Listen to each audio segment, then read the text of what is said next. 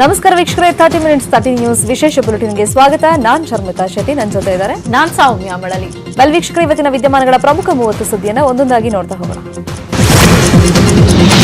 ಸಾಹುಕಾರ ಡಿಸಿಎಂ ಕನಸು ನುಚ್ಚು ನೂರಾಗಿದೆ. ಶಾಸಕ ರಮೇಶ್ ಜಾರಕಿಹೊಳಿಗೆ ಸಿಎಂ ಯಡಿಯೂರಪ್ಪ ಬಿಗ್ ಶಾಕ್ ಅನ್ನು ಕೊಟ್ಟಿದ್ದಾರೆ. ಬೆಳಗಾವಿಯಲ್ಲಿ ಸುದ್ದಿಗೋಷ್ಠಿ ನಡೆಸಿ ಮಾತನಾಡಿದ ಸಿಎಂ ಬಿಎಸ್ವೈ, ಮತ್ತೊಂದು ಡಿಸಿಎಂ ಸ್ಥಾನ ಸೃಷ್ಟಿಸಲ್ಲ, ಮತ್ತೆ ಯಾರನ್ನೂ ಡಿಸಿಎಂ ಮಾಡೋ ಪ್ರಶ್ನೆಯೇ ಇಲ್ಲ ಅಂತ ಹೇಳಿದ್ದಾರೆ. ಮತ್ತಷ್ಟು ಡಿಸಿಎಂ ಹುದ್ದೆ ಸೃಷ್ಟಿಸಲ್ಲ ಅನ್ನೋ ಬಗ್ಗೆ ಈ ಹಿಂದೆಯೇ ನ್ಯೂಸ್ 18 ಕನ್ನಡ ವರದಿಯನ್ನ ಮಾಡಿತ್ತು. ಈಗ ಮತ್ತೊಂದು ಡಿಸಿಎಂ ಸ್ಥಾನ ಇಲ್ಲ ಅಂತ ಸಿಎಂ ಯಡಿಯೂರಪ್ಪ ಅವರೇ ಸ್ಪಷ್ಟನೆಯನ್ನ ಕೊಟ್ಟಿದ್ದಾರೆ. ಏನೋ ಸಚಿವ ಸಂಪುಟದ ವಿಸ್ತರಣೆ ವಿಚಾರವಾಗಿ ನಾಳೆ ದೆಹಲಿಗೆ ಹೋಗ್ತೀನಿ. ರಾಷ್ಟ್ರೀಯ ಅಧ್ಯಕ್ಷ ಜೆಪಿ ನಡ್ಡಾ, ಕೇಂದ್ರ ಗೃಹ ಸಚಿವ ಅಮಿತ್ ಶಾ ಭೇಟಿಯಾಗ್ತೀನಿ. ಎಲ್ಲವೂ ಇನ್ನೆರಡು ದಿನಗಳಲ್ಲಿ ಅಂತಿಮವಾಗಲಿದೆ ಅಂತ ಹೇಳಿದ್ದಾರೆ. ಬೆಳಗಾವಿಯಲ್ಲಿ ಗೆದ್ದ ಎಲ್ಲರೂ ಮಂತ್ರಿ ಆಗಲಿದ್ದಾರೆ. ಉಮೇಶ್ ಕತ್ತಿ ಕೂಡ ಮಂತ್ರಿ ಆಗಲಿದ್ದಾರೆ. ಗೆದ್ದವರ ಪೈಕಿ ಒಂದಿಬ್ಬರಿಗೆ ಸಚಿವ ಸ್ಥಾನ ಸಿಗುವಂತ ಸಾಧ್ಯತೆ ಕಡಿಮೆ ಇದೆ ಅಂತ ಯಡಿಯೂರಪ್ಪ ಹೇಳಿಕೆಯನ್ನು ಕೊಟ್ಟಿದ್ದಾರೆ. ಯಾರನ್ನೂ ಕೈ ಬಿಡುವ ಪ್ರಶ್ನೆಯೇ ಇಲ್ಲ, ಎಲ್ಲವನ್ನೂ ವರಿಷ್ಠರು ನಿರ್ಧಾರ ಮಾಡ್ತಾರೆ ಅಂತ ಸಿಎಂ ಹೇಳಿದ್ದಾರೆ.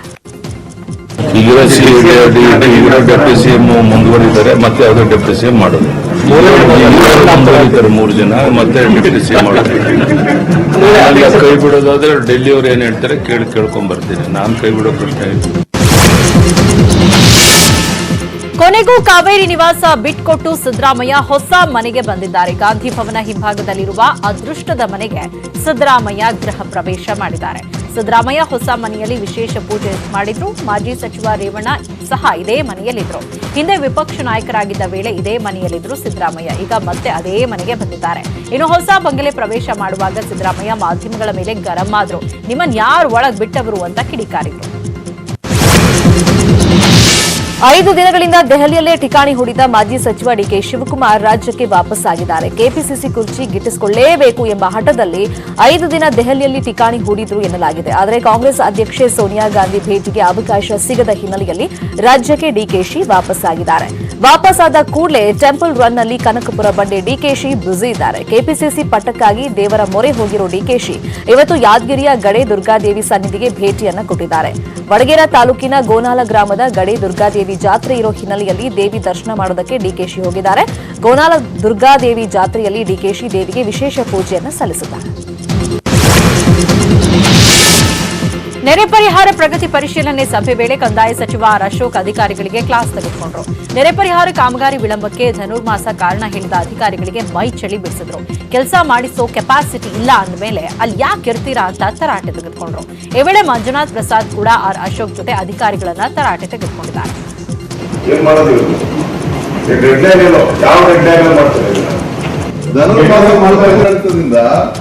ಕನ್ಸ್ಟ್ರಕ್ಷನ್ ಮೆಟೀರಿಯಲ್ಸ್ ಸಿಗ್ತಾ ಇಲ್ಲ ಅಂದ್ರೆ ತರ್ಸೋಂತ ಇದನ್ನೊಂದು ಮಾಡಕ್ಕಾಗೋದಿಲ್ಲ. ಕೆಪಾಸಿಟಿ ಇಲ್ಲ ಅಂದ್ರೆ ಏನ್ ಕ್ರಿಯೆ ಕೂತ್ಕೋಬೇಕು. ಜಿಲ್ಲಾಧಿಕಾರಿ ಆಗ್ಲಿ ಎಸ್ ಆಗ್ಲಿ ಕೆಪಾಸಿಟಿ ಬೇಕಲ್ಲ. ಇಲ್ಲ ಅಂದ್ರೆ ತಗೋಬೇಕು. ಪಕ್ಕದ ಜಿಲ್ಲೆಯಲ್ಲಿ ತರ್ಸೋ ಕೆಪಾಸಿಟಿ ಇರ್ಬೇಕಲ್ಲ ನಿಮ್ಗೆ.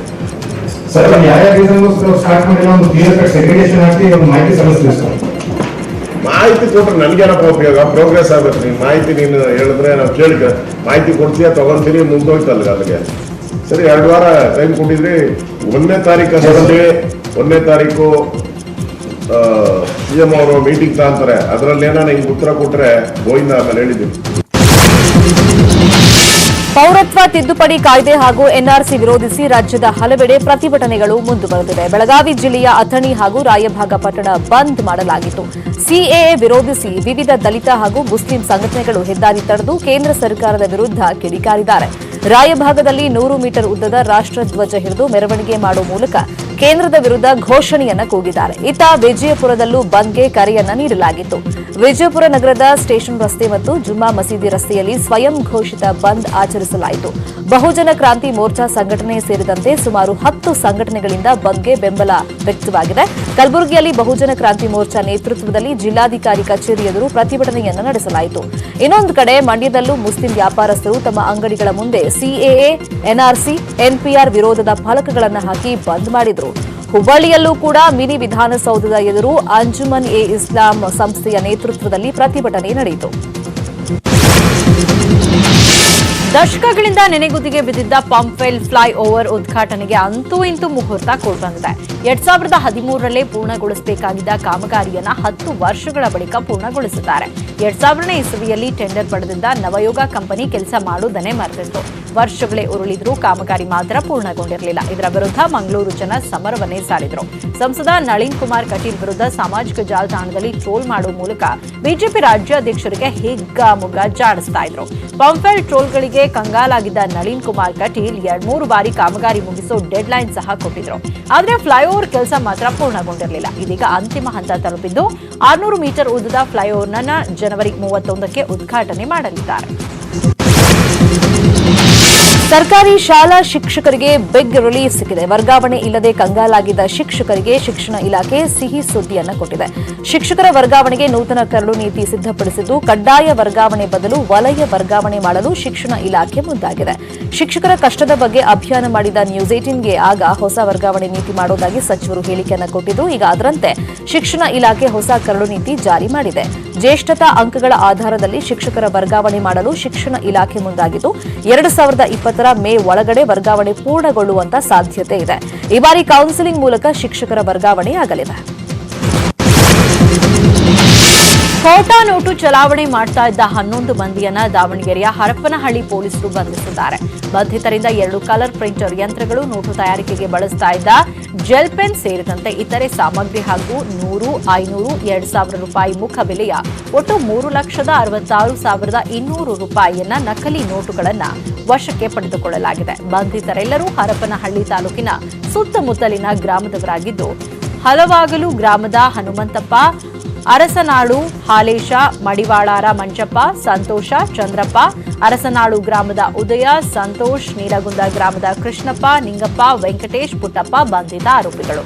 ಜಾತ್ರೆ, ಸಂತೆ, ಮದ್ಯದ ಅಂಗಡಿಗಳು, ವೃದ್ಧರನ್ನ ಟಾರ್ಗೆಟ್ ಮಾಡಿ ಆರೋಪಿಗಳು ಖೋಟಾ ನೋಟು ಚಲಾವಣೆ ಮಾಡ್ತಾ ಇದ್ರು. ಕಳೆದ 23ರಂದು ಹರಪನಹಳ್ಳಿ ತಾಲೂಕಿನ ಲೋಲೇಶ್ವರ ಗ್ರಾಮದಲ್ಲಿ ನೋಟು ಚಲಾವಣೆ ವೇಳೆ ಆರೋಪಿ ಹನುಮಂತಪ್ಪನನ್ನ ಗ್ರಾಮಸ್ಥರು ಹಿಡಿದಿದ್ರು. ಬಳಿಕ ಗ್ರಾಮಸ್ಥರು ಹರಪನಹಳ್ಳಿ ಪೊಲೀಸರಿಗೆ ಮಾಹಿತಿ ನೀಡಿದ ಮೇರೆಗೆ ಆರೋಪಿಗಳನ್ನ ಬಂಧಿಸಲಾಗಿದ್ದು, ಇವರೆಲ್ಲ ಸಂಬಂಧಿಕರಾಗಿರಬಹುದೆಂಬ ಶಂಕೆ ಇದ್ದು, ಈ ನಿಟ್ಟಿನಲ್ಲಿ ತನಿಖೆ ನಡೆಸಲಾಗುವುದು ಅಂತ ಎಸ್ಪಿ ಹನುಮಂತರಾಯ ಮಾಹಿತಿಯನ್ನ ನೀಡಿದ್ದಾರೆ.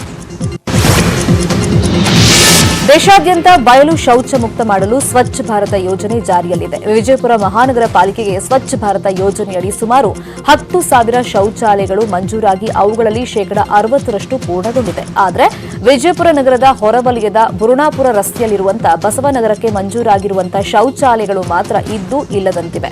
15ರಿಂದ 20 ವರ್ಷಗಳ ಹಿಂದೆ ರಾಜ್ಯ ಸರ್ಕಾರ ಇಲ್ಲಿ 1,600 ಮನೆಗಳನ್ನು ನಿರ್ಮಿಸಿ ದಲಿತರು, ಬಡವರಿಗೆ ಹಂಚಿಕೆ ಮಾಡಿತ್ತು. ಆದರೆ ಈವರೆಗೆ ಬಯಲು ಶೌಚಾಲಯವೇ ಗತಿಯಾಗಿದೆ. ಈ ಹಿನ್ನೆಲೆಯಲ್ಲಿ ಕೇಂದ್ರ ಸರ್ಕಾರದ ಸ್ವಚ್ಛ ಭಾರತ ಯೋಜನೆಯಡಿ ಇಲ್ಲಿನ ಜನರಿಗೆ 559 ಶೌಚಾಲಯಗಳನ್ನು ನಿರ್ಮಿಸಲಾಗಿದೆ. ಆದರೆ ಈ ಶೌಚಾಲಯಗಳು ಇಲ್ಲಿನ ಜನರ ಪಾಲಿಗೆ ಕಳೆದ 1 ವರ್ಷದಿಂದ ಕೇವಲ ಪ್ರದರ್ಶನಕ್ಕೆ ಇಟ್ಟಂತಾಗಿದೆ. ಶೌಚಾಲಯಗಳಿಗೆ ಒಳಚರಂಡಿ ವ್ಯವಸ್ಥೆಯೇ ಇಲ್ಲದ ಕಾರಣ ಈ ಜನರಿಗೆ ಈಗಲೂ ಬಯಲು ಶೌಚಾಲಯವೇ ಗತಿಯಾಗಿದೆ. ಇನ್ನು ಜನರ ಒತ್ತಾಯದ ಮೇರೆಗೆ ತಗಡಿನ ಶೌಚಾಲಯ ಡಬ್ಬಿಗಳನ್ನು ಇಟ್ಟು ಹೋಗಿದ್ದಾರೆ ಅಧಿಕಾರಿಗಳು. ಈ ಕಾಮಗಾರಿಯ ಹಿಂದೆ ಅವ್ಯವಹಾರದ ಆರೋಪಗಳು ಕೇಳಿ ಬರ್ತಾ ಇದ್ದು, ಅಧಿಕಾರಿಗಳು ಈ ಬಗ್ಗೆ ನಿರ್ಲಕ್ಷ್ಯವನ್ನ ವಹಿಸಿದ್ದಾರೆ. ಮದ್ಯಮುಕ್ತ ಕರ್ನಾಟಕಕ್ಕೆ ಆಗ್ರಹಿಸಿ ಕೂಡಲ ಸಂಗಮದಲ್ಲಿ ನಡೀತಾ ಇರುವ ಮದ್ಯ ನಿಷೇಧ ಆಂದೋಲನದ ಜಲ ಸತ್ಯಾಗ್ರಹ ಇವತ್ತು ಮುಂದುವರೆದಿದೆ. ಮದ್ಯ ನಿಷೇಧ ಆಂದೋಲನ ಸಮಿತಿ ನೇತೃತ್ವದಲ್ಲಿ ಪ್ರತಿಭಟನೆ ನಡೀತಾ ಇದೆ. ಧರಣಿ ಸ್ಥಳಕ್ಕೆ ಕೂಡಲ ಸಂಗಮದ ಪಂಚಮಸಾಲಿ ಪೀಠದ ಜಗದ್ಗುರು ಬಸವ ಜಯ ಮೃತ್ಯುಂಜಯ ಸ್ವಾಮೀಜಿ ಭೇಟಿ ನೀಡಿ ಹೋರಾಟಕ್ಕೆ ಬೆಂಬಲವನ್ನು ವ್ಯಕ್ತಪಡಿಸಿದರು. ಜೊತೆಗೆ ಪ್ರತಿಭಟನಾ ನಿರತ ಮಹಿಳೆಯರೊಂದಿಗೆ ಸಮಾಲೋಚನೆ ನಡೆಸಿದರು. ವಿಭಿನ್ನ ಜಲ ಸತ್ಯಾಗ್ರಹಕ್ಕೆ ರಾಜ್ಯಾದ್ಯಂತ 100 ಮಹಿಳೆಯರು ಕೂಡಲ ಸಂಗಮಕ್ಕೆ ಆಗಮಿಸಿ ಭಾಗವಹಿಸಿದರು. ರಾಜ್ಯ ಸರ್ಕಾರ ರಾಜ್ಯದಾದ್ಯಂತ ಮದ್ಯ ನಿಷೇಧ ಮಾಡಬೇಕೆಂದು ಆಗ್ರಹಿಸಿ ಪ್ರತಿಭಟನೆ ನಡೀತಾ ಇದೆ. ಪ್ರತಿಭಟನಾ ಸ್ಥಳಕ್ಕೆ ಯಾವೊಬ್ಬ ಜನಪ್ರತಿನಿಧಿ, ಅಧಿಕಾರಿಗಳು ಆಗಮಿಸದಿರುವುದಕ್ಕೆ ಮಹಿಳೆಯರು ಆಕ್ರೋಶವನ್ನು ವ್ಯಕ್ತಪಡಿಸಿದ್ದಾರೆ. ಶಿವಮೊಗ್ಗ ಮಹಾನಗರ ಪಾಲಿಕೆ ನೂತನ ಮೇಯರ್ ಆಗಿ ಸುವರ್ಣ ಶಂಕರ್ ಆಯ್ಕೆಯಾಗಿದ್ದಾರೆ. ಒಟ್ಟು 38 ಸದಸ್ಯರಲ್ಲಿ 26 ಮತಗಳ ಮೂಲಕ ಬಿಜೆಪಿಯ ಸುವರ್ಣ ಅವರನ್ನ ಮೇಯರ್ ಆಗಿ ಆಯ್ಕೆ ಮಾಡಲಾಗಿದೆ. ಇದಕ್ಕೂ ಮುನ್ನ ಮಹಾನಗರ ಪಾಲಿಕೆ ಚುನಾವಣೆ ಆಯ್ಕೆ ಪ್ರಕ್ರಿಯೆಯಲ್ಲಿ ಗೊಂದಲಕ್ಕೆ ಕಾರಣವಾಯಿತು. ಸ್ಥಾಯಿ ಸಮಿತಿಗೆ ನಡೆಯುತ್ತಾ ಇದ್ದ ಚುನಾವಣೆಗೆ ಬಿಜೆಪಿಯಿಂದ 4 ನಾಮಪತ್ರವನ್ನು ಸಲ್ಲಿಕೆ ಮಾಡಿದರು. ಆದರೆ ಬಿಜೆಪಿಯವರು ತಡವಾಗಿ ನಾಮಪತ್ರ ಸಲ್ಲಿಸಿದ್ದಾರೆ ಅಂತ ಕಾಂಗ್ರೆಸ್ ಹಾಗೂ ಜೆಡಿಎಸ್ ಸದಸ್ಯರು ಆರೋಪಿಸಿ ಗದ್ದಲವನ್ನು ಎಬ್ಬಿಸಿದ್ರು. 9:30 ಒಳಗೆ ನಾಮಪತ್ರ ಸಲ್ಲಿಸಲು ಅವಕಾಶ ನೀಡಲಾಗಿತ್ತು. ಆದರೆ 9:30 ನಂತರ ಬಿಜೆಪಿ ಸದಸ್ಯರು ನಾಮಪತ್ರ ಸಲ್ಲಿಸಿದ್ರು ಅಂತ ಹೇಳಲಾಗ್ತಾ ಇದೆ.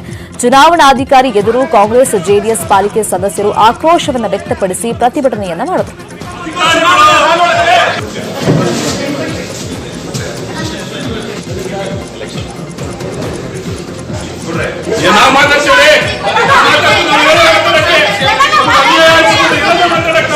ಇದು ಮುಕ್ತ ಚುನಾವಣೆ ಪಕ್ಷದ ಕಾರ್ಯಕರ್ತನ ಚುನಾವಣೆ ಹಾಲಿ ಕರ್ಕೊಂಡ್ ಬರ್ತಾರೆ.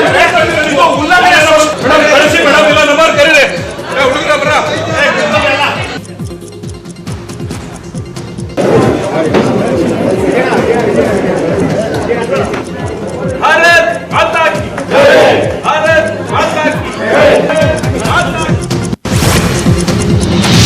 ರಾಯಚೂರಿನ ಶಾಲೆಯೊಂದರಲ್ಲಿ ಮಕ್ಕಳು ಜೀವ ಭಯದಲ್ಲಿ ಪಾಠ ಕೇಳುವ ಪರಿಸ್ಥಿತಿ ಎದುರಾಗಿದೆ. ದೇವದುರ್ಗ ತಾಲೂಕಿನ ಅರಕೇರ ಹೋಬಳಿಯ ರೇಖಲಮರಡಿ ಗ್ರಾಮದಲ್ಲಿ ಶಾಲೆಯ ಸ್ಥಿತಿ ಈ ರೀತಿ ಇದೆ. ಶಾಲೆಯ ಮೇಲ್ಚಾವಣಿಯ ಸಿಮೆಂಟ್ ಉದುರಿ ಬೀಳ್ತಾ ಇದ್ದು ಮಕ್ಕಳು ಭಯದಿಂದ ಶಾಲೆಗೆ ಬರ್ತಾ ಇದ್ದಾರೆ. ಸುಮಾರು 30 ವರ್ಷದ ಹಳೆಯ ಕಟ್ಟಡ ಇದಾಗಿದ್ದು 3 ಕೊಠಡಿಯಲ್ಲಿ ಮಕ್ಕಳು ವಿದ್ಯಾಭ್ಯಾಸ ಮಾಡ್ತಾ ಇದ್ದಾರೆ. ಇರೋ 3 ಕೊಠಡಿಗಳಲ್ಲೂ ನಾನಾ ಸಮಸ್ಯೆ ಇದೆ. ಮೇಲ್ಚಾವಣಿಯ ಸಿಮೆಂಟ್ ಬೀಳ್ತಾ ಇದೆ. ಈಗಲೋ ಆಗ್ಲೋ ಬೀಳೋ ಸ್ಥಿತಿಯಲ್ಲಿದೆ ಸೀಲಿಂಗ್. ಇನ್ನು ಕಿತ್ತು ಹೋದ ಗೋಡೆಗಳಲ್ಲಿ ವಿದ್ಯುತ್ ತಂತಿಗಳು ಹೊರಬಂದಿದ್ದು ಜೀವಕ್ಕೆ ಆಪತ್ತು ತರೋ ರೀತಿ ಇದೆ. ಇದೆಲ್ಲದರ ಮಧ್ಯೆ ಜೀವ ಭಯದಲ್ಲಿ ಮಕ್ಕಳು ಪಾಠ ಕೇಳ್ತಾ ಇದ್ದಾರೆ. ಈ ಬಗ್ಗೆ ಸಂಬಂಧಪಟ್ಟ ಅಧಿಕಾರಿಗಳಿಗೆ ತಿಳಿಸಿದ್ರು. ಅವರ ನಿರ್ಲಕ್ಷ್ಯದಿಂದ ಶಾಲೆ ಸಮಸ್ಯೆಗಳಿಂದಲೇ ಕೂಡಿದೆ. ಇನ್ನು ಶಾಲೆ ಅಕ್ಕಪಕ್ಕದಲ್ಲಿ ಕಸದ ರಾಶಿ, ಗಬ್ಬು ವಾಸನೆಯಿಂದ ಮಕ್ಕಳು ಅನಾರೋಗ್ಯಕ್ಕೆ ಈಡಾಗ್ತಾ ಇದ್ದಾರೆ. ಇದೆಲ್ಲದರ ಬಗ್ಗೆ ಅಧಿಕಾರಿಗಳು ನಿರ್ಲಕ್ಷ್ಯ ವಹಿಸಿದ್ದಾರೆಂದು ಗ್ರಾಮಸ್ಥರು ಕಿಡಿಕಾರ್ತಾ ಇದ್ದಾರೆ. ಬೆಂಗಳೂರಲ್ಲಿ ಪಾಗಲ್ ಪ್ರೇಮಿಯೊಬ್ಬ ಯುವತಿ ಮನೆ ಮುಂದೆ ಹೈ ಡ್ರಾಮಾ ಮಾಡಿದ್ದಾನೆ. ಲಗ್ಗೆರೆಯ ಬ್ಯಾಂಕ್ ಕಾಲೋನಿಯಲ್ಲಿ ರಿಯಲ್ ಎಸ್ಟೇಟ್ ಉದ್ಯಮಿಯಾದ ಮಹಿದಾಸ್ ಅನ್ನೋರ ಮನೆ ಮುಂದೆ ಯುವಕನೊಬ್ಬ ಬಂದು ನಿಮ್ಮ ಮಗಳನ್ನ 3 ವರ್ಷಗಳಿಂದ ಲವ್ ಮಾಡ್ತಾ ಇದ್ದೀನಿ, ಮದುವೆ ಮಾಡಿಕೊಡಿ ಅಂತ ಧಮಕಿ ಹಾಕಿದ್ದಾನೆ. ಕುಡಿದು ಮನೆ ಬಳಿ ಬಂದ ಮಹೇಶ್ ಗೌಡ ಎಂಬಾತ ಮಹಿದಾಸ್ ಮನೆ ಮೇಲೆ ಕಲ್ಲು ತೂರಿದ್ದಾನೆ. ಅಷ್ಟೇ ಅಲ್ಲದೆ ಕಾರಿನ ಗ್ಲಾಸ್ಗಳನ್ನು ಪೀಸ್ ಮಾಡಿದ್ದಾನೆ. ಘಟನೆ ಸಂಬಂಧ ರಾಜಗೋಪಾಲನಗರ ಪೊಲೀಸ್ ಠಾಣೆಯಲ್ಲಿ ಪ್ರಕರಣ ದಾಖಲಾಗಿದೆ. ಪ್ರಕರಣ ದಾಖಲಾಗ್ತಾ ಇದ್ದಂತೆ ಆರೋಪಿ ಮಹೇಶ್ ತಲೆಮರೆಸಿಕೊಂಡಿದ್ದಾನೆ. ಬೆಂಗಳೂರಿನ ಪರಪ್ಪನ ಅಗ್ರಹಾರದಲ್ಲಿರುವ ಜೈಲಲ್ಲಿ ಖೈದಿಗಳ ಸರಣಿ ಸಾವು ಅನುಮಾನಕ್ಕೆ ಎಡೆ ಮಾಡಿಕೊಟ್ಟಿದೆ. ಪರಪ್ಪನ ಅಗ್ರಹಾರದಲ್ಲಿ ಒಂದೇ ವಾರಕ್ಕೆ 5 ಖೈದಿಗಳು ಸಾವನ್ನಪ್ಪಿದ್ದಾರೆ. ಖೈದಿಗಳ ಸಾವು ಸಹಜ ಎಂದು ಜೈಲಾಧಿಕಾರಿಗಳು ಶವಗಾರಕ್ಕೆ ಮೃತದೇಹಗಳನ್ನು ರವಾನೆ ಮಾಡಿದ್ದಾರೆ. ಖೈದಿಗಳಾದ ಕೆಂಪಮ್ಮ, ಕಲ್ಲಪ್ಪ, ಅಬ್ದುಲ್ ಹಮೀದ್ ಸೇರಿ 5 ಸಾವನ್ನಪ್ಪಿದ್ದಾರೆ. ಪರಪ್ಪನ ಅಗ್ರಹಾರದಿಂದ ವಿಕ್ಟೋರಿಯಾ ಆಸ್ಪತ್ರೆಗೆ ಮೃತದೇಹಗಳನ್ನು ರವಾನಿಸಲಾಗಿದೆ. ಇಷ್ಟು ದಿನ ಮೃತಪಟ್ಟರು ಸಹಜವಾಗಿಯೇ ಸಾವನ್ನಪ್ಪಿದ್ದಾರೆಂದು ಜೈಲಾಧಿಕಾರಿಗಳು ತಿಳಿಸಿದ್ದಾರೆ. ಆದರೆ ಖೈದಿಗಳು ಕಾಯಿಲೆ ಸೋಂಕಿನಿಂದ ಸಾವನ್ನಪ್ಪಿದ್ದಾರೆಂದು ಶಂಕಿಸಲಾಗಿದೆ. ಜೈಲಿನಲ್ಲಿ ಸರಣಿ ಸಾವಿನಿಂದ ಇತರೆ ಖೈದಿಗಳು ಭೀತಿಗೊಳಗಾಗಿದ್ದಾರೆ. ಖೈದಿಗಳ ಸಾವಿಗೆ ಕಾರಣ ಹೇಳಿ ಎಂದು ಜೈಲ್ ಅಧಿಕಾರಿಗಳು ಇತರೆ ಖೈದಿಗಳನ್ನು ಒತ್ತಾಯಿಸ್ತಾ ಇದ್ದಾರಂತೆ. ಸದ್ಯ ವಿಕ್ಟೋರಿಯಾ ಆಸ್ಪತ್ರೆಯಲ್ಲಿ ಮೃತದೇಹಗಳ ಮರಣೋತ್ತರ ಪರೀಕ್ಷೆ ನಡೀತಾ ಇದೆ. ಇನ್ನು ಇದರ ಸಂಬಂಧ ಸ್ಪಷ್ಟನೆ ನೀಡಿದ ಜೈಲಿನ ಮುಖ್ಯ ಅಧೀಕ್ಷಕ ಸೋಮಶೇಖರ್, ಸಾವನ್ನಪ್ಪಿದ ಖೈದಿಗಳು ಬೇರೆ ಬೇರೆ ರಾಜ್ಯದ ಕಾರಾಗೃಹದಿಂದ ಬಂದಿದ್ದವರು. ಅವರೆಲ್ಲ ಅನಾರೋಗ್ಯದಿಂದ ಬಳಲ್ತಾ ಇದ್ದವರೇ. ಚಿಕಿತ್ಸೆ ಫಲಕಾರಿಯಾಗದೆ ಸಾವನ್ನಪ್ಪಿದ್ದಾರೆ ಅಂತ ಹೇಳಿದ್ದಾರೆ. ಬಹುಕೋಟಿ ಐಎಂಎ ವಂಚನೆ ಪ್ರಕರಣದಲ್ಲಿ ಮತ್ತಿಬ್ಬರು ಐಪಿಎಸ್ ಅಧಿಕಾರಿಗಳಿಗೆ ಸಂಕಷ್ಟ ಎದುರಾಗಿದೆ. ಬಹುಕೋಟಿ ವಂಚನೆ ಪ್ರಕರಣದಲ್ಲಿ ಐಪಿಎಸ್ ಅಧಿಕಾರಿಗಳಾದ ಹೇಮಂತ್ ನಿಂಬಾಳ್ಕರ್, ಅಜಯ್ ಹಿಲೋರಿಗೆ ವಿಚಾರಣೆ ಬಿಸಿ ತಟ್ಟಲಿದೆ. ಮನ್ಸೂರ್ ಖಾನ್ನಿಂದ ಹಣ ಪಡೆದ ಆರೋಪದಲ್ಲಿ ಹಗರಣದ ಬಗ್ಗೆ ಗೊತ್ತಿದ್ರು. ಹೇಮಂತ್ ನಿಂಬಾಳ್ಕರ್, ಅಜಯ್ ಹಿಲೋರಿ ಸುಮ್ಮನಿದ್ರು ಎಂಬ ಆರೋಪದಲ್ಲಿ ಸಿಬಿಐ ವಿಚಾರಣೆಗೆ ಅನುಮತಿ ಕೋರಿ ರಾಜ್ಯ ಸರ್ಕಾರಕ್ಕೆ ಪತ್ರವನ್ನು ಬರೆದಿದೆ. ಸಿಬಿಐ ಪತ್ರಕ್ಕೆ ರಾಜ್ಯ ಸರ್ಕಾರ ಕೂಡ ಗ್ರೀನ್ ಸಿಗ್ನಲ್ ನೀಡಿದ್ದು ಇಬ್ಬರು ಅಧಿಕಾರಿಗಳನ್ನು ಶೀಘ್ರದಲ್ಲೇ ಸಿಬಿಐ ಅಧಿಕಾರಿಗಳು ವಿಚಾರಣೆಗೆ ಒಳಪಡಿಸಲಿದ್ದಾರೆ. ಇನ್ನು ಐಎಂಎ ವಂಚನೆ ಪ್ರಕರಣದಲ್ಲಿ ರಾಜ್ಯದಲ್ಲಿ 15 ಕಡೆ ದಾಳಿ ಮಾಡಿದ ಸಿಬಿಐ ಅಧಿಕಾರಿಗಳು ಅಪಾರ ದಾಖಲೆಗಳನ್ನು ಜಪ್ತಿ ಮಾಡಿಕೊಂಡಿದ್ದಾರೆ. ಈಗ ಇಬ್ಬರು ಐಪಿಎಸ್ ಅಧಿಕಾರಿಗಳಿಗೆ ಐಎಂಎ ಸಂಕಷ್ಟ ಎದುರಾಗಿದೆ.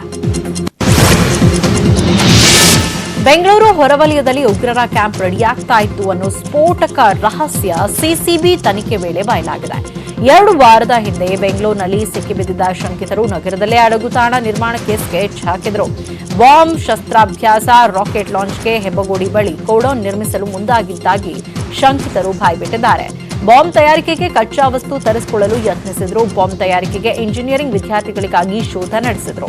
ಶಂಕಿತರಿಗೆ ನೇಪಾಳ, ಮಡಿಕೇರಿಯಲ್ಲಿ ತರಬೇತಿಗೆ ಸಿದ್ಧತೆ ಮಾಡಿಕೊಂಡಿದ್ದಾರಂತೆ.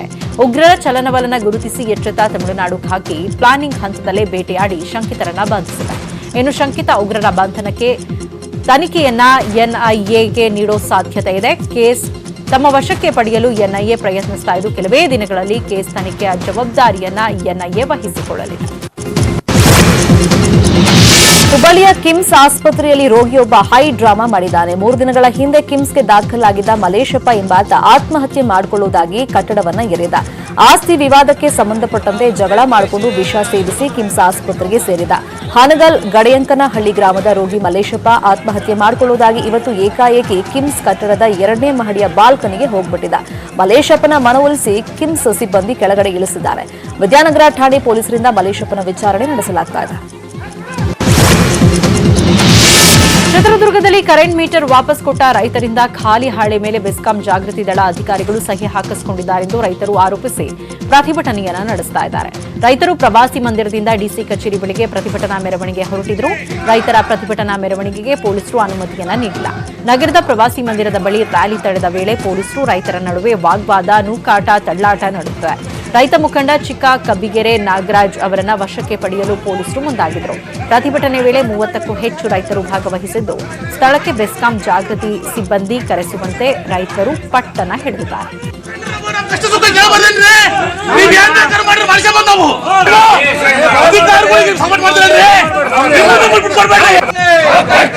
ರೈತರ ಮೇಲೆ ಕೇಸ್ ಹಾಕುತ್ತಿರುವ ಜಾಗೃತ ದಳ ರೈತ ವಿರೋಧಿ ಪೊಲೀಸ್ ಅಧಿಕಾರಿಗಳಿಗೆ, ಭ್ರಷ್ಟ ಅಧಿಕಾರಿಗಳಿಗೆ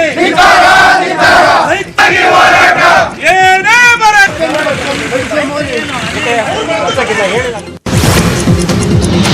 ಚಾಲಕನ ನಿಯಂತ್ರಣ ತಪ್ಪಿ ಸ್ವಿಫ್ಟ್ ಕಾರ್ ಪಲ್ಟಿಯಾಗಿರುವಂತಹ ಘಟನೆ ಚಿಕ್ಕಮಗಳೂರು ಜಿಲ್ಲೆ ಎನ್ಆರ್ಪುರ ತಾಲೂಕಿನ ಮಾಗುಂಡಿಯಲ್ಲಿ ನಡೆದಿದೆ. ಬೆಂಗಳೂರಿನ ಮೂಲದ 4 ಚಿಕ್ಕಮಗಳೂರು ಜಿಲ್ಲೆಯ ಶೃಂಗೇರಿಗೆ ಭೇಟಿ ನೀಡಿ ಹೊರನಾಡು ದೇವಸ್ಥಾನಕ್ಕೆ ತೆರಳುವ ವೇಳೆಯಲ್ಲಿ ಅವಘಡ ಸಂಭವಿಸಿದೆ. ಚಾಲಕ ನಿದ್ರೆಯ ಮಂಪರಿನಲ್ಲಿ ಕಾರ್ ಚಾಲನೆ ಮಾಡಿದ್ರಿಂದ ರಸ್ತೆಯ ಎಡಬದಿಗೆ ಗುದ್ದಿ ಕಾರ್ ಪಲ್ಟಿಯಾಗಿದೆ. ಕಾರ್ ಉರುಳುವಂತಹ ದೃಶ್ಯ ಸಿಸಿಟಿವಿಯಲ್ಲಿ ಸೆರೆಯಾಗಿದೆ. ಅಪಘಾತ ನಡೆದ ಕೂಡಲೇ ಸ್ಥಳೀಯರು ಗಾಯಗೊಂಡಿದ್ದ 4ರನ್ನ ರಕ್ಷಣೆ ಮಾಡಿ ಆಸ್ಪತ್ರೆಗೆ ಸೇರಿಸಿದ್ದಾರೆ. ಬೆಂಗಳೂರಿನಲ್ಲಿ ಅಪರೂಪದ ಬಿಳಿ ನಾಗರಹಾವನ್ನ ರಕ್ಷಣೆ ಮಾಡಲಾಗಿದೆ. ಬಾಗ್ಲೂರು ಕ್ರಾಸ್ ಬಳಿ ನಿನ್ನೆ ಸಂಜೆ ಬಿಳಿ ನಾಗರಹಾವು ಪ್ರತ್ಯಕ್ಷವಾಗಿದ್ದು, ಸ್ಥಳಕ್ಕೆ ತೆರಳಿದ ಬಿಬಿಎಂಪಿ ವನ್ಯಜೀವಿ ಸ್ವಯಂ ಸೇವಕ ರಾಕೇಶ್ ಹಾವನ್ನ ರಕ್ಷಣೆ ಮಾಡಿ ಕಾಡಿಗೆ ಬಿಟ್ಟಿದ್ದಾರೆ. ಹಾವಿನ ಜಾತಿಯಲ್ಲಿ ಬಿಳಿ ಹಾವು ಅಪರೂಪದಲ್ಲಿ ಅಪರೂಪವಾಗಿದ್ದು, ದಟ್ಟ ಕಾಡಿನಲ್ಲಿ ಮಾತ್ರ ಕಾಣಸಿಗುತ್ತೆ ಅಂತ ಉರಗ ತಜ್ಞರು ಹೇಳ್ತಾರೆ. ಆದರೆ ಕಾಂಗ್ರೆಸ್ ಸಿಟಿ ಬೆಂಗಳೂರಿನಲ್ಲಿ ಶ್ವೇತಾ ನಾಗರ ಪತ್ತೆಯಾಗಿದ್ದ ಅಚ್ಚರಿ ಪಡುವಂತೆ ಮಾಡಿದೆ.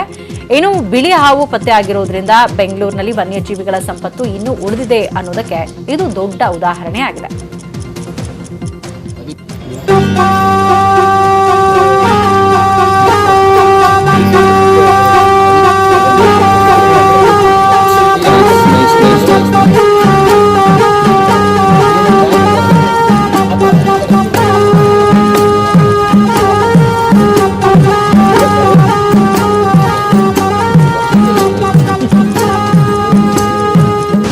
ರಾಷ್ಟ್ರೀಕೃತ ಬ್ಯಾಂಕ್ಗಳ ವಿಲೀನ ವಿರೋಧಿಸಿ ಅಖಿಲ ಭಾರತ ರಾಷ್ಟ್ರೀಕೃತ ಬ್ಯಾಂಕ್ ಅಧಿಕಾರಿಗಳ ಫೆಡರೇಷನ್ 2 ದಿನ ಮುಷ್ಕರಕ್ಕೆ ಕರೆ ನೀಡಿದೆ. ಜನವರಿ 31 ಹಾಗೂ ಫೆಬ್ರವರಿ 1 2 ದಿನಗಳು ಬ್ಯಾಂಕ್ಗಳು ಬಂದ್ ಆಗೋ ಸಾಧ್ಯತೆ ಇದೆ. ಬೇಡಿಕೆ ಈಡೇರದಿದ್ರೆ ಏಪ್ರಿಲ್ 1ರಿಂದ ಅನಿರ್ದಿಷ್ಟ ಕಾಲ ಮುಷ್ಕರವನ್ನು ಸಹ ಹಮ್ಮಿಕೊಳ್ಳುವುದಾಗಿ ಬ್ಯಾಂಕ್ ಅಧಿಕಾರಿಗಳ ಒಕ್ಕೂಟ ತಿಳಿಸಿದೆ. ರಾಷ್ಟ್ರವ್ಯಾಪಿ ಮುಷ್ಕರದ ಕರೆಯಿಂದ ಬ್ಯಾಂಕ್ಗಳ ವಹಿವಾಟಿಗೆ ಧಕ್ಕೆಯಾಗಬಹುದು. ಖಾಸಗೀಕರಣಗೊಳಿಸುವ ಉದ್ದೇಶದಿಂದ ಸರ್ಕಾರವು ರಾಷ್ಟ್ರೀಕೃತ ಬ್ಯಾಂಕ್ಗಳ ವಿಲೀನ ಪ್ರಕ್ರಿಯೆಗೆ ಮುಂದಾಗಿದೆ ಎಂದು ಕೆನರಾ ಬ್ಯಾಂಕ್ ಅಧಿಕಾರಿಗಳ ಅಸೋಸಿಯೇಷನ್ ಚೇರ್ಮನ್ ಜೆಎಸ್ ಜಗದೀಶ್ ತಿಳಿಸಿದ್ದಾರೆ. ವೇತನ ಪರಿಷ್ಕರಣೆ, ಸಿಬ್ಬಂದಿ ಕಲ್ಯಾಣ ನಿಧಿಯ ಹಂಚಿಕೆ, ವಿಶೇಷ ವೇತನವನ್ನು ಮೂಲ ವೇತನದೊಂದಿಗೆ ವಿಲೀನಗೊಳಿಸುವುದು, ಬ್ಯಾಂಕ್ಗಳ ವಹಿವಾಟು ವಾರದಲ್ಲಿ 5 ದಿನಗಳಿಗೆ ಮಿತಿಗೊಳಿಸುವುದು ಮತ್ತು ನಿವೃತ್ತ ಬ್ಯಾಂಕ್ ಅಧಿಕಾರಿಗಳ ಪಿಂಚಣಿಗೆ ಸಂಬಂಧಿಸಿದ ಹಲವಾರು ಸಮಸ್ಯೆಗಳನ್ನು ಕೇಂದ್ರ ಸರ್ಕಾರ ತಕ್ಷಣವೇ ಈಡೇರಿಸಬೇಕೆಂದು ಫೆಡರೇಷನ್ ಒತ್ತಾಯಿಸಿದೆ. ನಿರ್ಭಯಾ ಅತ್ಯಾಚಾರ ಮತ್ತು ಕೊಲೆ ಪ್ರಕರಣದ ಪ್ರಮುಖ ಅಪರಾಧಿ ಮುಖೇಶ್ ಸಿಂಗ್ ಸಲ್ಲಿಕೆ ಮಾಡಿದ್ದ ಕ್ಷಮಾದಾನದ ಪತ್ರವನ್ನು ಸುಪ್ರೀಂ ಕೋರ್ಟ್ ತಿರಸ್ಕರಿಸಿದೆ. ಜೈಲಿನಲ್ಲಿ ಕಿರುಕುಳ ನೀಡುತ್ತಾರೆ ಅನ್ನೋ ಕಾರಣಕ್ಕೆ ರಾಷ್ಟ್ರಪತಿ ಆದೇಶವನ್ನು ಪುನರ್ ವಿಮರ್ಶೆ ಮಾಡಲು ಸಾಧ್ಯವಿಲ್ಲ ಅಂತ ಸುಪ್ರೀಂ ಕೋರ್ಟ್ ಹೇಳಿದೆ. ನ್ಯಾಯಾಧೀಶೆ ಆರ್ ಭಾನುಮತಿ ಅವರ ನೇತೃತ್ವದ 3 ಸದಸ್ಯರನ್ನು ಒಳಗೊಂಡಂತಹ ನ್ಯಾಯಪೀಠ ರಾಷ್ಟ್ರಪತಿಗಳು ಕ್ಷಮಾದಾನ ಅರ್ಜಿಯನ್ನು ತ್ವರಿತವಾಗಿ ವಿಲೇವಾರಿ ಮಾಡಿ ಅರ್ಜಿ ತಿರಸ್ಕರಿಸಿರೋದರ ಅರ್ಥ ಅವರು ಅರ್ಜಿಯ ಬಗ್ಗೆ ಗಮನ ಹರಿಸಲಿಲ್ಲ ಅಂತ ಅಲ್ಲ. ರಾಷ್ಟ್ರಪತಿಗಳು ಕ್ಷಮಾದಾನ ಅರ್ಜಿಯನ್ನು ವಿಚಾರಣೆಗೆ ಪರಿಗಣಿಸಿದ್ದ ಸಂದರ್ಭದಲ್ಲಿ ವಿಚಾರಣಾಧೀನ ನ್ಯಾಯಾಲಯ, ಹೈಕೋರ್ಟ್ ಮತ್ತು ಸುಪ್ರೀಂ ಕೋರ್ಟ್ಗಳೆಲ್ಲ ನೀಡಿರುವಂತಹ ತೀರ್ಪಿನ ವಿಷಯಗಳನ್ನೆಲ್ಲವನ್ನು ರಾಷ್ಟ್ರಪತಿಗಳ ಮುಂದಿಡಲಾಗಿತ್ತು ಅಂತ ಹೇಳಿದೆ. ಜೈಲಿನಲ್ಲಿ ನೋವನ್ನು ಅನುಭವಿಸಬೇಕಾಗುತ್ತೆ ಅನ್ನೋದು ಕ್ಷಮಾದಾನ ಅರ್ಜಿಯ ತಿರಸ್ಕಾರವನ್ನು ಪ್ರಶ್ನಿಸಿ ಮೇಲ್ಮನವಿ ಸಲ್ಲಿಸಿರುವಂತಹ ಕಾರಣ ಅಲ್ಲ ಅಂತ ಕೋರ್ಟ್ ಅಭಿಪ್ರಾಯಪಟ್ಟು 4 ಅಪರಾಧಿಗಳಾದ ಅಕ್ಷಯ್, ಮುಖೇಶ್ ಸಿಂಗ್, ವಿನಯ್ ಶರ್ಮಾ ಮತ್ತು ಪವನ್ ಗುಪ್ತಾ ಅವರುಗಳನ್ನು ದೆಹಲಿಯ ತಿಹಾರ್ ಜೈಲಿನಲ್ಲಿ ಫೆಬ್ರವರಿ 1ರಂದು ಬೆಳಗ್ಗೆ 6 ಗಂಟೆಗೆ ಗಲ್ಲಿಗೇರಿಸುವಂತಹ ಸಮಯ ನಿಗದಿಯಾಗಿದೆ. ದೆಹಲಿ ವಿಧಾನಸಭಾ ಚುನಾವಣೆ ಪ್ರಚಾರದ ವೇಳೆ ವಿವಾದಾತ್ಮಕ ಹೇಳಿಕೆ ನೀಡಿದ್ದ ಕೇಂದ್ರ ಸಚಿವ ಅನುರಾಗ್ ಠಾಕೂರ್ ಮತ್ತು ಬಿಜೆಪಿ ಸಂಸದ ಪರ್ವೇಶ್ ವರ್ಮಾ ವಿರುದ್ಧ ಹೈಕಮಾಂಡ್ ಶಿಸ್ತು ಕ್ರಮ ತೆಗೆದುಕೊಂಡಿದೆ. ಕೇಂದ್ರ ಚುನಾವಣಾ ಆಯೋಗದ ನಿರ್ದೇಶನದ ಮೇರೆಗೆ ಬಿಜೆಪಿ ಸ್ಟಾರ್ ಪ್ರಚಾರಕರ ಪಟ್ಟಿಯಿಂದ ಇಬ್ಬರನ್ನ ಕೈಬಿಟ್ಟಿದೆ. ಜನವರಿ 27ರಂದು ಪ್ರಚಾರದ ಕಾರ್ಯವನ್ನ ಅನುರಾಗ್ ಠಾಕೂರ್ ಪ್ರಚೋದನಕಾರಿ ಭಾಷಣ ಮಾಡಿದ್ರು. ಸಿಎಎ ಮತ್ತು ಎನ್ಆರ್ಸಿ ವಿರುದ್ಧ ಹೇಳಿಕೆ ನೀಡುವ ದೇಶದ್ರೋಹಿಗಳನ್ನ ಗುಂಡಿಕ್ಕಿ ಕೊಲ್ಲಬೇಕು ಎಂದಿದ್ದ ವಿಡಿಯೋ ಸಾಮಾಜಿಕ ಜಾಲತಾಣದಲ್ಲಿ ಭಾರಿ ವೈರಲ್ ಆಗಿತ್ತು. ಕೇಂದ್ರ ಚುನಾವಣಾ ಆಯೋಗವು ಅನುರಾಗ್ ಠಾಕೂರ್ಗೆ ಶೋಕಾಸ್ ನೋಟಿಸ್ ಅನ್ನು ಜಾರಿಗೊಳಿಸಿತು. ಅನುರಾಗ್ ಠಾಕೂರ್ ಬೆನ್ನಲ್ಲೇ ಬಿಜೆಪಿ ಮುಖಂಡ ಪರ್ವೇಶ್ ಶರ್ಮಾ ಕೂಡ ವಿವಾದಾತ್ಮಕ ಹೇಳಿಕೆಯನ್ನ ನೀಡಿ ಭಾರೀ ಚರ್ಚೆಗೆ ಈಡಾಗಿದ್ದಾರೆ. ಇದೀಗ ಇಬ್ಬರ ವಿರುದ್ಧವೂ ಬಿಜೆಪಿ ಹೈಕಮಾಂಡ್ ಶಿಸ್ತು ಕ್ರಮ ತೆಗೆದುಕೊಂಡಿದೆ. ಬ್ಯಾಡ್ಮಿಂಟನ್ ತಾರೆ ಸೈನಾ ನೆಹ್ವಾಲ್ ಬಿಜೆಪಿ ಸೇರ್ಪಡೆಯಾಗಿದ್ದಾರೆ. ಒಲಿಂಪಿಕ್ಸ್ನಲ್ಲಿ ಬೆಳ್ಳಿ ಗೆದ್ದು ಸಾಧನೆ ಮಾಡಿದ ಸೈನಾ ತಮ್ಮ ರಾಜಕೀಯ ಜೀವನವನ್ನು ಬಿಜೆಪಿಯೊಂದಿಗೆ ಆರಂಭ ಮಾಡಿದ್ದಾರೆ.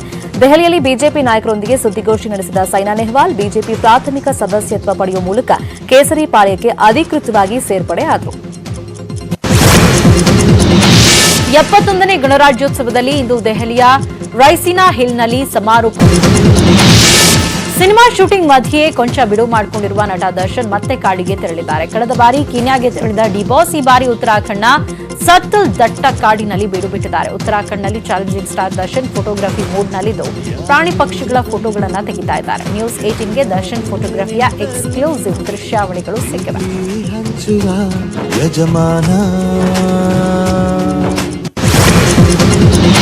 ಚಾಮರಾಜನಗರ ಜಿಲ್ಲೆ ಬಂಡೀಪುರ ಹುಲಿ ರಕ್ಷಿತಾರಣ್ಯದಲ್ಲಿ ಮ್ಯಾನ್ ವರ್ಸಸ್ ವೈಲ್ಡ್ ಕುರಿತ ಎಪಿಸೋಡ್ ಚಿತ್ರೀಕರಣ ಮುಗಿದಿದೆ. ಖ್ಯಾತ ವನ್ಯಜೀವಿ ನಿರ್ದೇಶಕ ಬೇರ್ ಗ್ರಿಲ್ಸ್ ನಿರ್ದೇಶನದಲ್ಲಿ ಚಿತ್ರೀಕರಣ ನಡೆಯಿತು. ಸೂಪರ್ ಸ್ಟಾರ್ ರಜನಿಕಾಂತ್ ಚಿತ್ರೀಕರಣದಲ್ಲಿ ಭಾಗವಹಿಸಿ ಎಪಿಸೋಡ್ ಮುಗಿಸಿಕೊಂಡು ವಾಪಸ್ ತೆರಳಿದ್ದಾರೆ. ಇನ್ನು ಬಾಲಿವುಡ್ ನಟ Akshay Kumar man versus wild episode ಶೂಟಿಂಗ್ನಲ್ಲಿ ಭಾಗಿಯಾಗಲಿದ್ದಾರೆ. ಇವತ್ತು ಮೈಸೂರಿಗೆ ಆಗಮಿಸಿರುವಂತಹ ಅಕ್ಷಯ್ ಕುಮಾರ್ ವಿಶ್ರಾಂತಿ ಪಡೆದು ನಾಳೆ ಬಂಡೀಪುರದಲ್ಲಿ ಸಾಕ್ಷ್ಯ ಚಿತ್ರದ ಚಿತ್ರೀಕರಣದಲ್ಲಿ ಪಾಲ್ಗೊಳ್ಳಲಿದ್ದಾರೆ. ನ್ಯೂಜಿಲೆಂಡ್ ನೆಲದಲ್ಲಿ ಟೀಂ ಇಂಡಿಯಾ ಐತಿಹಾಸಿಕ ಗೆಲುವನ್ನು ಸಾಧಿಸಿದೆ.